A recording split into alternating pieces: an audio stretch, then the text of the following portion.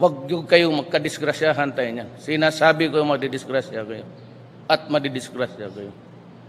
Hindi ako urong dito. And I said, I would stake my honor, my life, and even the presidency.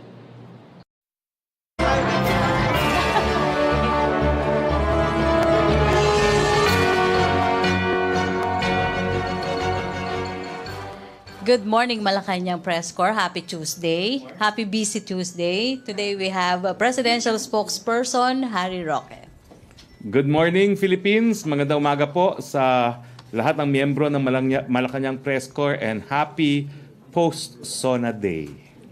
Unang-una po, nagagalak po kami at nagpapasalamat sa taong bayang Pilipino sa kanilang pagkikilala sa achievement ng Duterte administration pagdating po dito sa gera laban sa droga.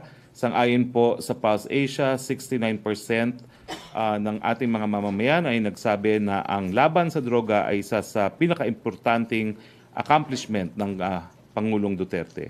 Pangalawa po ay fighting criminality, 50%. Salary increase for police and soldiers ang pangatlo. Fighting graft and corruption ang pang-apat. At free tuition in public universities and colleges. At mas maraming trabaho. No? So, maraming salamat po sa patuloy na pagtitiwala. Sa 2019 budget, pagkatapos po ng mga makulay na pangyayari sa Kamara, naisumite rin po ang 2019 budget kahapon. No? The President's budget message for 2019 contains his key budget priorities for next year, which includes intensifying infrastructure development, expanding programs of human development, building a more secure and peaceful nation, and other select major social programs. We commend the Department of Budget and Management for the early submission of the 2019 national budget, which is after the State of the Nation address. I have here with me a copy of the President's budget message entitled Building a Bright Future for the Philippines and its People, which will be distributed to the members of the Malacañang Press Corps later. We will now gear up to ensure full and speedy rollout. I will also get a copy of the National Expenditure Plan. I will try to have one copy available for the Malacañang Press Corps. Another good news, we are pleased to announce that the remittances from 51 out of 77 government-owned and controlled corporations reach a total amount of 31.297 billion as of July 12, 2018. This is higher by 64% compared to last year's 19.1 billion of the same period. The Department of Finance highlighted that the mid-July collection surpassed the full-year collection of the 3 previous years, including 30.45 billion in 2017, 27.7035 in 2016, and 33.473 in 2015. In addition, the top 10 GOCC contributors include the Civil Aviation Authority of the Philippines, the Philippine Ports Authority, Philippine Deposit Insurance Corporation, Philippine Amusement and Gaming Corporation, the Philippine Charity Sweepstakes Office, Bangko Sentral ng Pilipinas, Manila International Airport Authority, Food Terminal Inc., and the Development Bank of the Philippines, and the Basis Conversion and Development Authority. We're also pleased to announce that foreign tourists continue to discover that it's more fun in the Philippines. The Department of Tourism reported an all-time high of 3,706,721 foreign visitors arrivals for the period of January to June in 2018. This is 10.40% higher compared to the 3,357,591 arrivals for the same period last year. The month of June alone marks an 11.35 growth increase, reaching to 528,747 arrivals compared to 474,854 arrivals for the same period of the same month last year. Questions from the Malacañang Press Corps. So before that, welcome muna natin yung friends from Makati and si Joy Balasio ng DCMM. Question, MPC? Hi, Joy. Oh! Naging babae si Dexter.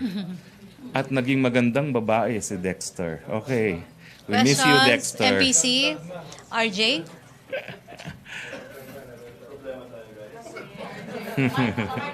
Microphone.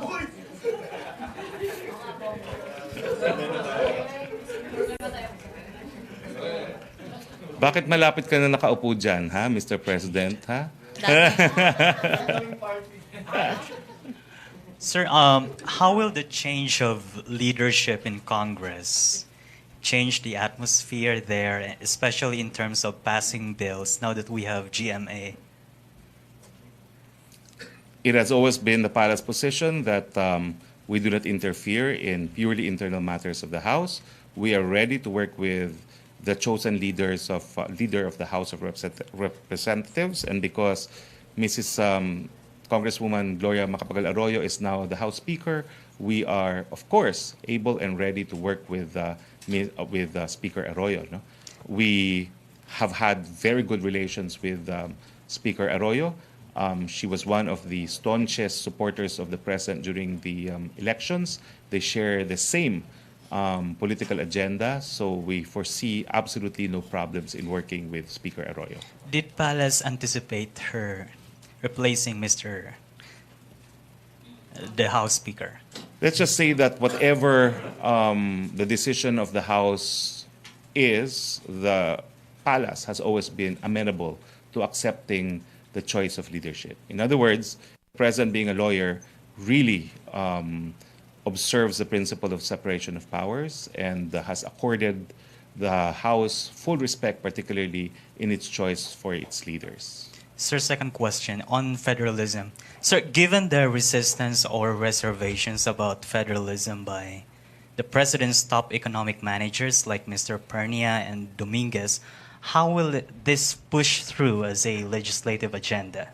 I don't think there's really an opposition. It was a matter of clarifying that the shift to federalism, including implementing the decision in Dodo Bandanas versus Executive Secretary on the proper computation of the ERA, does not entail additional spending and therefore will not create additional trade deficit, which may be the basis for reduction in our credit rating. No? We have explained to them, and they have accepted the explanation, that it's moving money from one pocket to another. So money that used to be appropriated for line agencies of the different departments will now have to be appropriated to the LGUs. No? So, but the total budget would remain the same. Okay, thank you. Questions on speakership? May follow-up? Other issue? Ralph. Ina, speakership, follow-up. Ina Andulong. Sir, earlier this year po, sabi niyo po nung March, wishful thinking po yung pagpapalit. Sir, what changed? That was in March.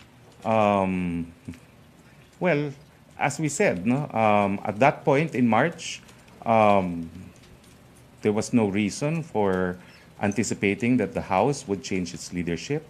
I think really what changed is, I do not know. I'm now speculating, but even the president had problems with the call of the House Speaker on no elections.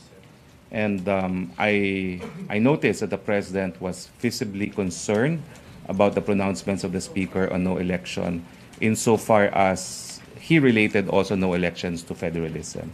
The president has always maintained that federalism should be accepted by the people on its own merits, and he has always said that he did not want to benefit from charter change. So I noticed that there was much concern on the part of the president with the pronouncements at Noel, and I think you will recall here that he used very strong language. He authorized me to restate what he said in relation to Noel, and that is under no circumstance will he have any hand in that. No? Ina Andulong. Microphone. Sir, just a quick follow-up on that. When did you start noticing or see the president express his concerns about the speaker? I mean, now former Speaker Alvarez's He did not pronouncements? express concern about the speaker. He did express concern about the Noel, which was being pushed by Speaker Alvarez. I remember it was the first time I asked him about it was when we were in a trip to Cagayan de Oro. I do not know when that was. It was the oath taking for the barangay captains of Cagayan de Oro, and that was the first time I asked, what's our position on Noel as a way of pushing federalism? He says, absolutely not. We will not have any hand in that. No? And I repeated the same question just recently, and he was even more emphatic. I think I repeated it on the rehearsals for the SONA, and he was even more emphatic that he definitely will not have any hand in Noel. Sir, right after the SONA, I understand the president had dinner with his immediate family. I was wondering if you can give us any information if the president talked to Sara Duterte about reports that she supposedly spoke with some lawmakers to urge them to back Gloria Arroyo. The dinner was strictly for the first family. Even I was asked to leave the room. So I wouldn't know. Questions? Follow up? Raymond Tinasa. So was the president upset to the timing and the procedure on how Speaker Alvarez was ousted? I mean, few minutes just before her or his SONA. I can't tell. Number one, I was already in my former seat in the House when the president arrived, and it was because they requested us to stay in our designated seat. So I did not welcome him from the helipad. No? I could not contact him either. I attempted because they had already turned off the cell sites. And I only stood up and went to the holding room when I knew there was already going to be a delay because of the election for the speaker called by the members of the House. No? And I was not sure if the president knew what was going on at that point. So, but I was told that the president was well apprised. In fact, I was in contact with Executive Secretary Medialdea. Perhaps I could say that to an extent, Executive Secretary Medialdea somehow mediated between the contending parties because, of course, the concern was it is a constitutional duty of the president to deliver the SONA on the fourth Monday of July, and the message was sent to everyone that the president intended to discharge this function, no? And that the internal affairs of the House should not come into the way. No? That of primordial importance was really the president being allowed to deliver his SONA. So it was delayed supposedly as tradition 4 p.m. and then naging 5:22 officially nag-deliver ang Pangulo. So do you have any idea because Secretary Bongo I think mentioned that the president took with Alvarez and Arroyo one after the other? That's his style. And I know he did that too, but I do not know what transpired. Because by that time, Executive Secretary asked me already, we'll take it from here. So I went back to my seat. So your presence during the election and the nominal voting of the congressman to oust Speaker Alvarez, was it coincident? It was coincidental. Coincidence. It was my designated seat. And I'm thrilled that since I left the House leadership did not allow anyone to take my seat. No? So my name was still there. So I said, thank you very much. I'm going to take my seat now for the last time because this is the last SONA for the 17th Congress. No? But I did have someone from PMS request me, can you please leave the room first because it's awkward that you're in the middle of the picture as they were electing Speaker Arroyo. No? So I left. I went to the back of the plenary hall as they were calling the rolls on the election for the new speaker. Thank you, sir. Okay, Leo Palo. So it was coincidental only because I'm seated on the second row. Normally, without the senators there, I would be in the first row as former deputy minority floor leader. Sir, for the record lang, si Presidente kasi pro death penalty, right? So kung sa Senado, wala tayong masyado siguro problema. Pero sa Kongreso now, that the new speaker is pro-life. So hindi ka tayo magka-problema. Wala na pong problema kasi naipasa na ng Naipasa House ang death penalty. Nasa Senado na po. Wala na pong gagawin ng House dyan. So Tapos tinanggal na po lang ang- yung ibang provisions. Hindi. Wala na pong gagawin ng House in the sense na naipasa na ng House yan. Parang universal healthcare ko, no? Naipasa na ng House. So it's in the it's in the Senate, no? And we're prompting again the Senate, please enact it. Pag hindi pa naman na-enact yan, ewan ko na, no? Meron ng certifications urgent, meron ng banggit na naman sa SONA. Joseph Morong. OA na nga yan, no? But anyway, sige. Sir, did you confirm that the president called for Congressman Roque yesterday and he expressed his displeasure I do not know. Because as I said, kasi my presence there was creating more controversy, I think. Because, I don't know, maybe because I used to be in the House, so I know everyone, no? So, parang mas nakakagulo ko doon. So, sabi ni ES, I'll take it from here. So, umalis na lang ako, no? So, I don't really know what transpired already. Pero yung question, Sir Nibom, the President talked to both former Speaker and the new Speaker. I do not doubt that because I saw that both of them were in the same vicinity where the President was. Okay. And I guess I had to leave because, yun na nga, I knew all the parties involved, no? And so I can confirm that they were in the same area of the president at the same time. But there was a door separating them. No? Kasi ito yung dating office ng PLLO. If you're familiar with the setup, may parang bigger office and merong inner office. No? So the bigger office, nandoon si PGMA with her supporters, and inside was Speaker Alvarez and Speaker Pro Tempore, no? With the president. And of course, there was, I don't think he talked to them at the same time. So he talked to them one after the other, but I have no idea what they talked about. What did the party of Congresswoman Arroyo want? Kaya na ako umalis eh. Kasi parang ako naiipit. Of course, they were like saying, why is he inside? He's no longer speaker. So sabi ko, oops, time to leave. No? Kasi it was really internal matters already of the House. No? And I had to remind myself, you're no longer part of the House. No? So that's when I left. Sabi ko, oo nga, it's a good suggestion of ES that I should leave. Would you say, sir, that the atmosphere yesterday was more than tense between the parties? Oh my goodness, you better believe it. Tempers were really flaring all over the place.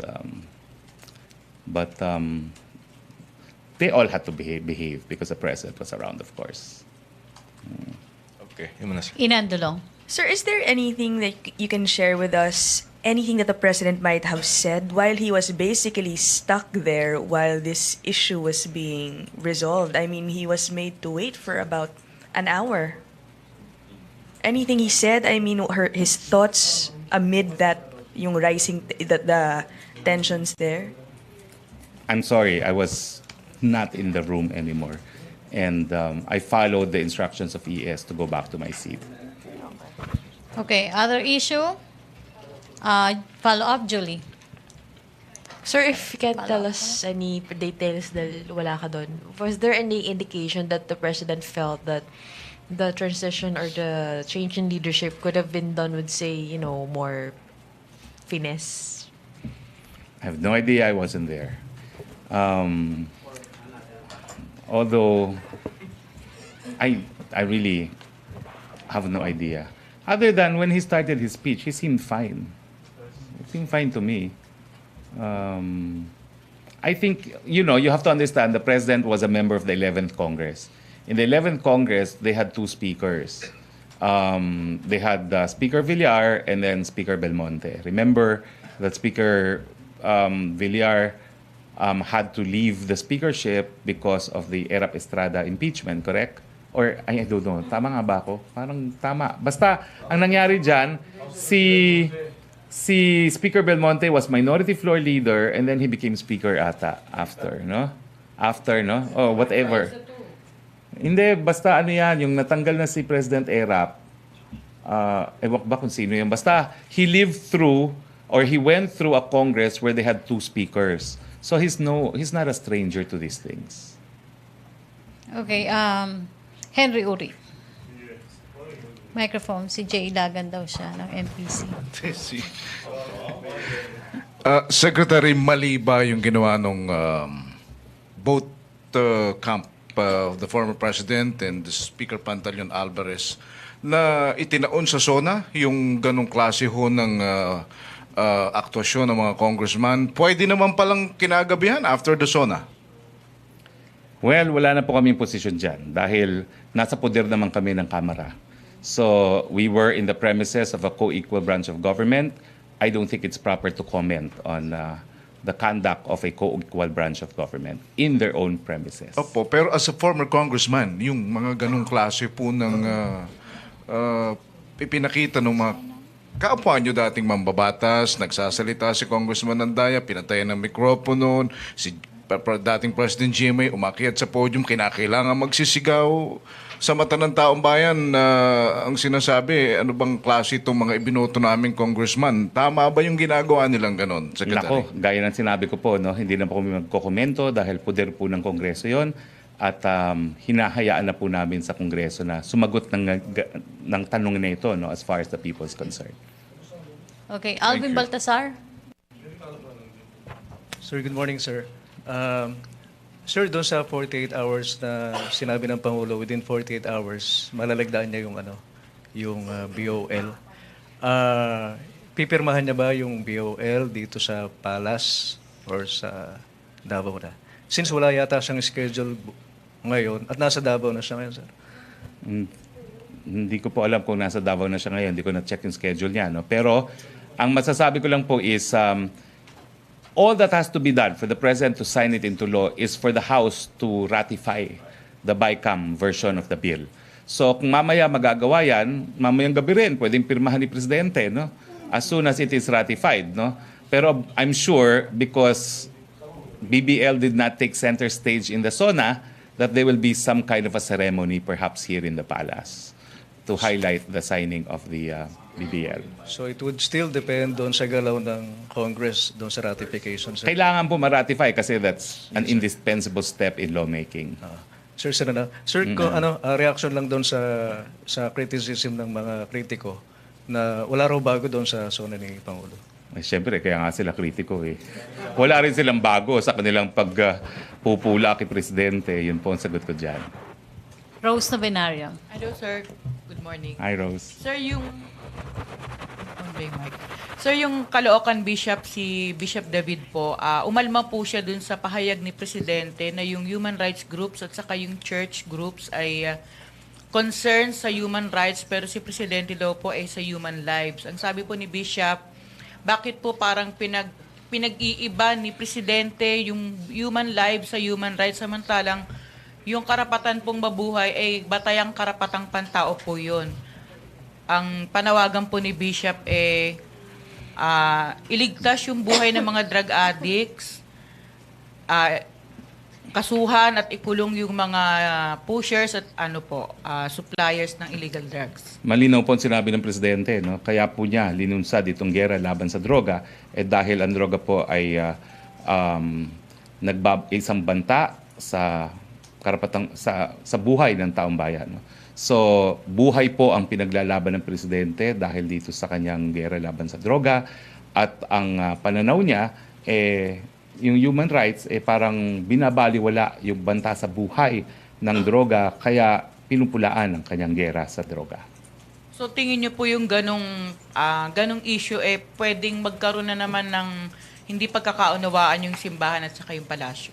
Well, kinakailangan po siguro na kilalanin ng simbahan at ng kritiko ng laban sa droga na ang pinaglalaban ng Presidente sa gera laban sa droga ay buhay ng mga Pilipino.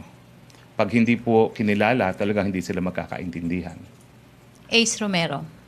Balikan ko lang yung BOL, Secretary. What are the chances of the BOL being signed this week? Malakas po.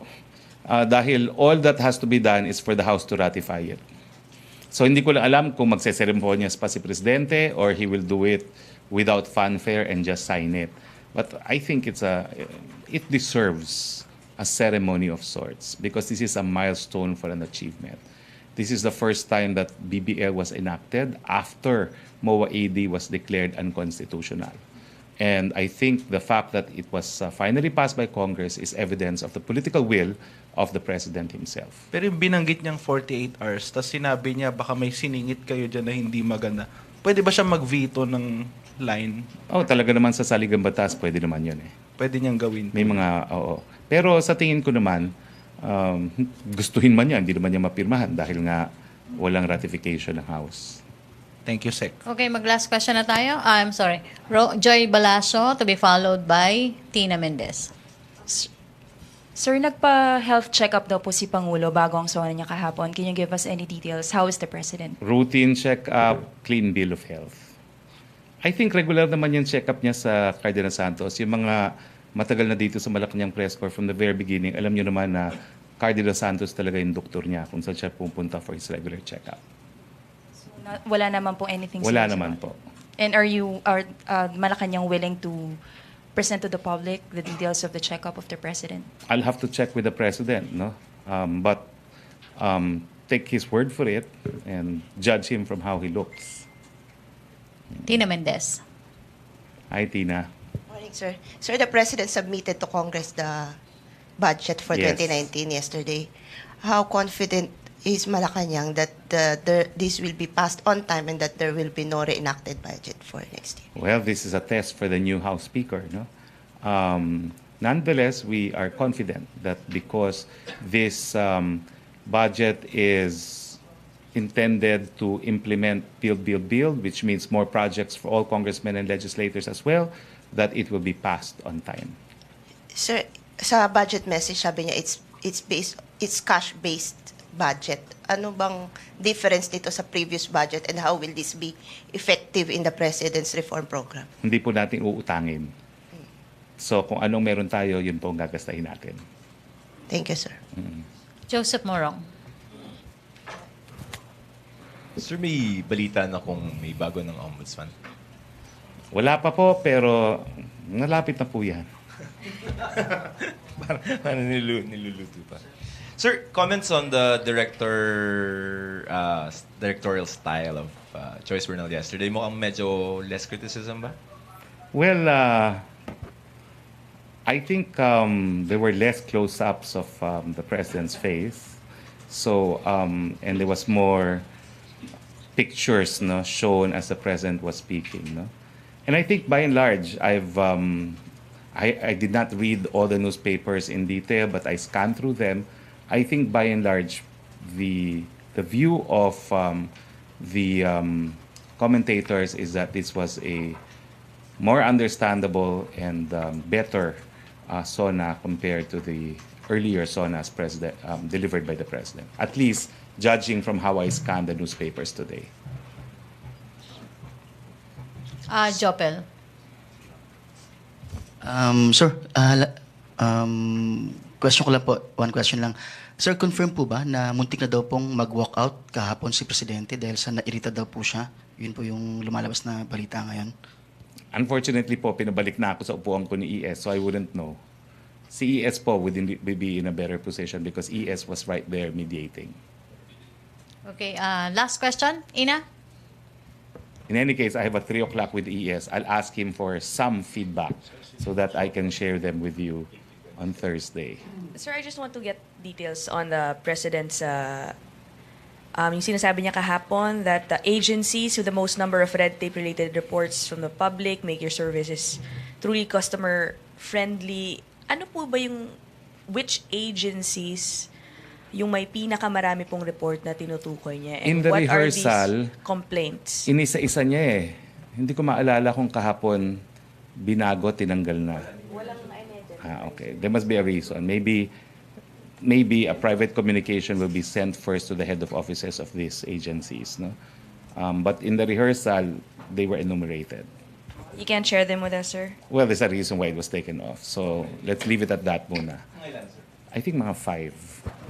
And what are the usual complaints? Siyempre, tagal ng serbisyo. Kaya ang sabi ni Presidente, implement na ngayon ang anti-red tape law. Thank you, sir. Okay, no more questions. Okay, thank you, Presidential Spokesperson Harry Roque. Thank you and see you on Thursday. Thank you, Malacañang Press Corps. Back to my studio sa Radyo Pilipinas and People's Television Network.